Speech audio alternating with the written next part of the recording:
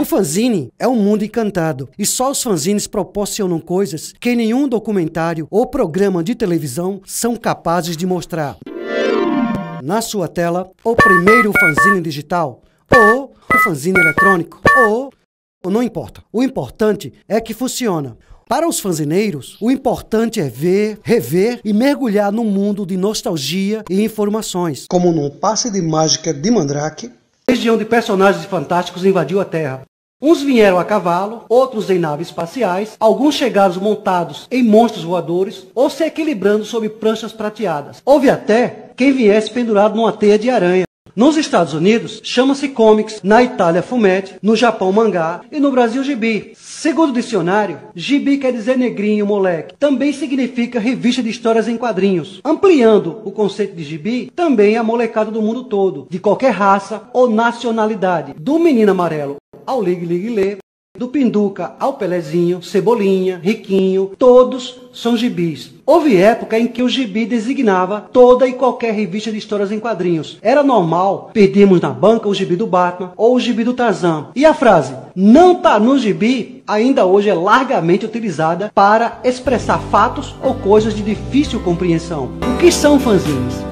O termo fanzine nasceu da fusão das palavras Fanatic com magazine. É uma revista ou jornal artesanal editada por desenhistas ou colecionadores de histórias em quadrinhos, onde os assuntos relativos à HQ são abordados livremente. Por isso é também chamado de imprensa alternativa. Circula entre as pessoas mais interessadas por quadrinhos. É impresso geralmente em xerox e além de ter em seu conteúdo de histórias em quadrinhos, tem também reportagens, anúncios, secção de cartas, etc. Os fanzines não circulam nas bancas, e sim pelo correio. Fanzine Betolândia. Esse fanzine é editado pelo quadrinista Beto Ribeiro em Santana do Ipanema. É um fanzine tipicamente regional, pois nasceu sob o sol ardente do sertão.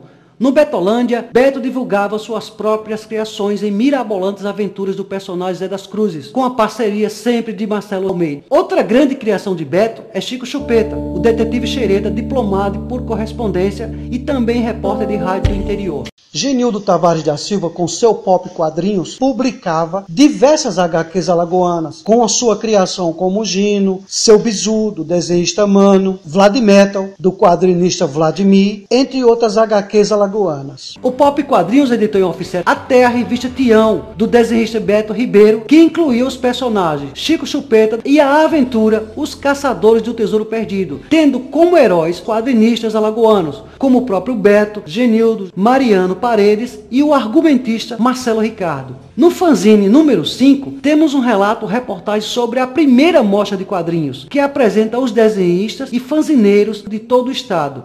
As HQs alagoanas há muito tempo vêm se destacando nacionalmente, com desenhistas de qualidades técnicas inquestionáveis. Messias de Mello alagoano, nas décadas de 30, 40 e 50, emprestou seu talento à revista O Tico Tico. Revista Os Cangaceiros, de Josemar Gouveia de Brito, alagoano de Pão de Açúcar. Esta revista nasceu de uma ideia de se fazer um gibi puramente alagoano, no tema, no roteiro, nos desenhos e na impressão. Jornal da Gibizada, um fanzine totalmente nostálgico e editado por Valdir Damaso de Alagoas. O Jornal da Gibizada podemos considerar como um dos mais importantes fanzines do estado. As amostras de quadrinhos são um grande incentivo para os quadrinistas. A primeira mostra foi realizada nos dias 11, 12 e 13 de janeiro de 1989. A curiosidade dessa mostra ficou por conta da exibição de um curta-metragem para ser exibido na abertura geral da primeira mostra do quadrinho alagoano.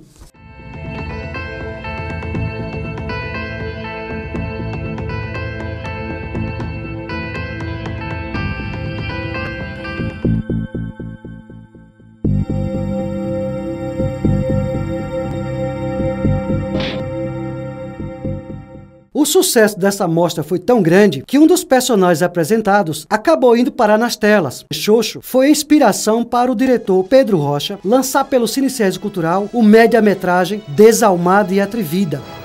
A LTV primeira edição. São 11 horas e 15 minutos. Você vê imagens ao vivo da parte alta da capital. A temperatura neste momento chega a 30 graus. Veja os destaques desta edição do ALTV. Das tiras de quadrinhos para a tela do cinema. O filme Desalmada e Atrevida estreou ontem em Maceió. O média-metragem é 100% alagoano, da direção ao elenco. O diretor, os produtores e os atores do filme receberam os convidados para a estreia de Desalmada e Atrevida. A sala de cinema ficou lotada para assistir ao média-metragem puramente alagoano. São 26 minutos de diversão. Filmado no bairro do Bebedouro, o média foi baseado na história em quadrinhos Xoxo e a Radiola do quadrinista Gino. O roteiro foi adaptado, mas foi fiel à real história.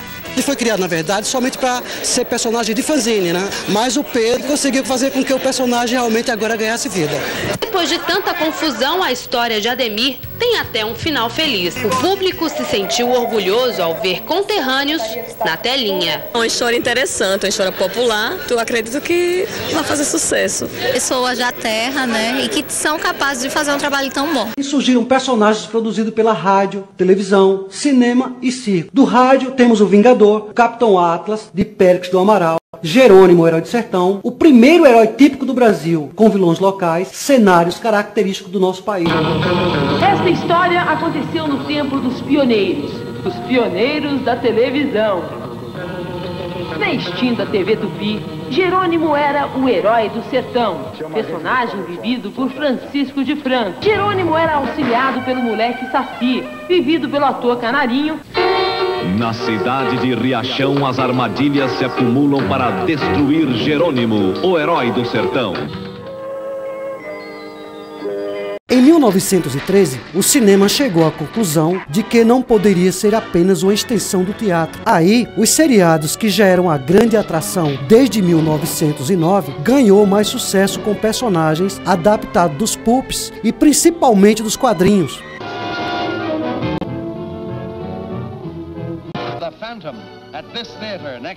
Assim, assaltantes, espiões, piratas, detetives, caçadores e super-heróis saíam de qualquer lugar para ganhar proezas na tela mágica do cinema, que ainda era produzido em preto e branco. Na maioria das fitas havia principalmente a profusão de máscaras e capuzes que davam o toque de horror e mistério nas aventuras mágicas. Antes da chegada dos grandes super-heróis como Super-Homem, o Capitão Marvel e outros, o sucesso dos seriados nas matinês ficou marcado depois das 5 aventuras do personagem Fantomas, vivido pelo ator René Navarre, que foi adaptado de um folhetim que chegava a vender 6.000 exemplares por mês na França. Depois da Segunda Grande Guerra, a magia dos seriados do cinema estava chegando ao fim. Untie me, boy. Untie me.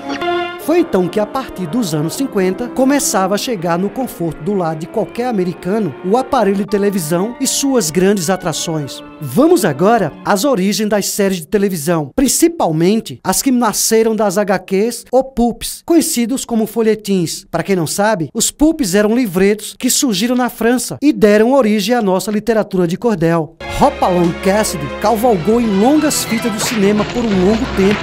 Com a chegada da televisão nos lares, a NBC fez cortes dos longa-metragens do herói. E assim, os filmes foram condensados como telesérie. William Boyd iniciou os primeiros 52 episódios já como série de TV. Aí está, portanto, a origem das séries de televisão. Julie's told me a lot about you, Mr. Cassidy. I hope it hasn't been too bad. Em 1948, o herói chegou ao Brasil através das revistas em quadrinhos. Considerada como a melhor telesérie de todos os tempos, Batman foi adaptada dos quadrinhos para a televisão em plena revolução pop. Isto elevou o moral do personagem, ao mesmo tempo em que transmutava seus 120 episódios num clima de sátira. Senhores, proponho chamarmos Batman aos bate-postes. Entre o bate-poste e a bate-caverna, haveria um bate-trocador de roupas? O fato é que eles já saíam uniformizados. Estrelando Adam West, Burt Ward e Yvonne Grey.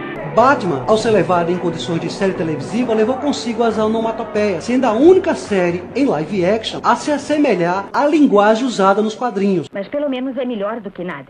E o sonho de todo vilão era descobrir suas identidades secretas e a fabulosa Batcaverna. Eureka! Encontrei a Batcaverna!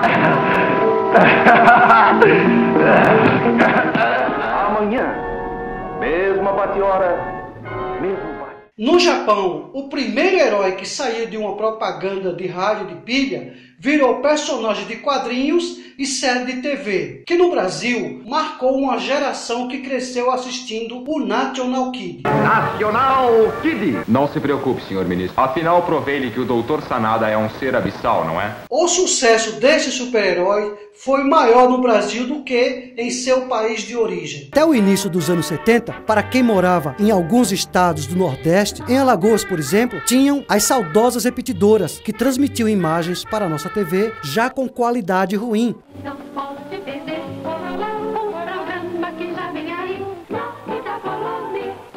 No melhor da programação, pronto, lá estavam os pontinhos ululantes com chiado chato o tempo todo, fazendo-nos esperar a volta da transmissão, às vezes por horas e horas a fio. E sempre tinha alguém que gritava de algum canto da sala: calma, gente, é um problema na repetidora, o filme volta já. TV Gazeta apresenta Paladino do Oeste. Atenção, senhores pais. Outro item que também deixou saudades era este certificado que sempre era apresentado no início de cada filme, telesérie ou novela. Este certificado deixou de ser apresentado em 1982.